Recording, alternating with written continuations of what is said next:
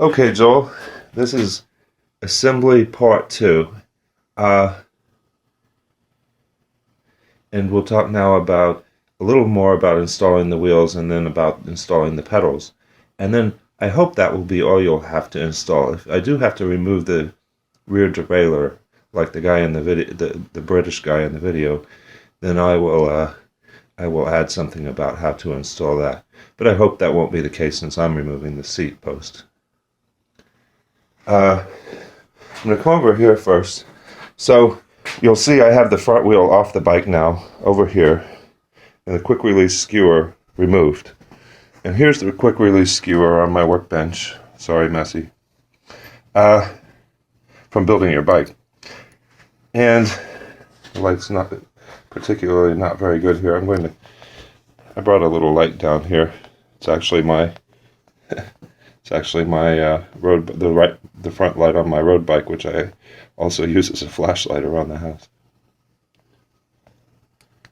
Oh, that's too bright. Good heavens. Okay. I don't think that's helping at all. Yeah. Let's see. So that's the quick release, the front quick release skewer removed. They'll both be removed, front and back, when you receive the bike.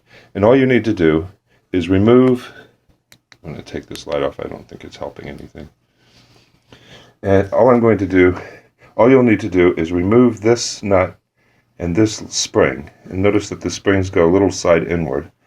And then I'm going to see if I can pause that and do that. Pause this and do that. I need both hands. I don't see a pause button.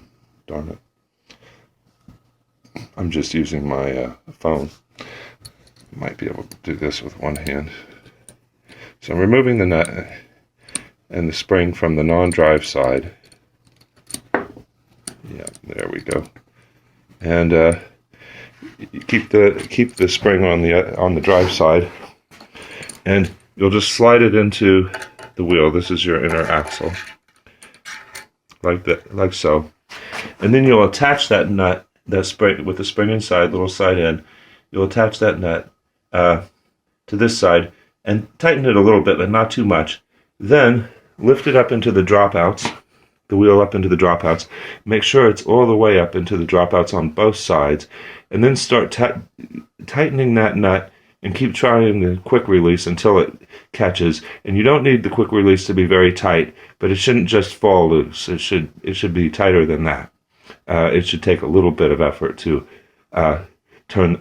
release it with the lever, and then put the lever up, either in a forward or a straight up position, not in a backwards position, and you'll have the wheel on. The rear wheel is a little more complicated because you must get the chain.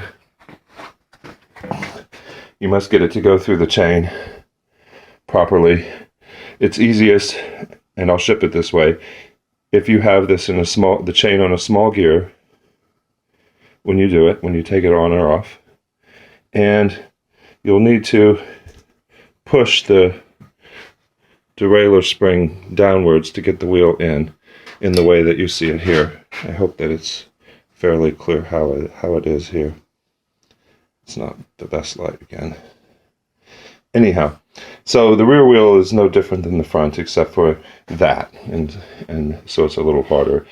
It's often the rear wheel that goes flat just because it's more effort to take it on and off and put it on, but it's not a terrible thing to have to do. And that's partly also because you have more weight on your rear wheel, so it's more likely to, something that will give you a flat is more likely to penetrate. Okay, pedals, very quickly. I'm going to talk more about the pedals I've given you. They're clip pedals, strapless clip pedals. You may want something different. You can replace them with platform pedals, just regular pedals, or with fancy pedals that go with shoes, with clipless pedals that go with shoes. I'll talk all about that in another video. But the pedals thread in with a bolt, 15 millimeter, that's part of the pedal, into the crank arm, this piece. There's a hole there for it. And the main thing to know about this is just that the drive side pedal threads backwards, goes in backwards, counterclockwise tightens. And the non-drive side is normal, clockwise tightens. And you can always remember that tightening goes towards the back of the bike. on both sides. That's sometimes the easiest way to remember it. And tighten them firmly, more firmly than you did the seat post clamp and the handlebar bolts, but not as tight as you can make it, or you'll have a heck of a time getting them off. Okay, so that is the end of assembly. Next video will be about fit.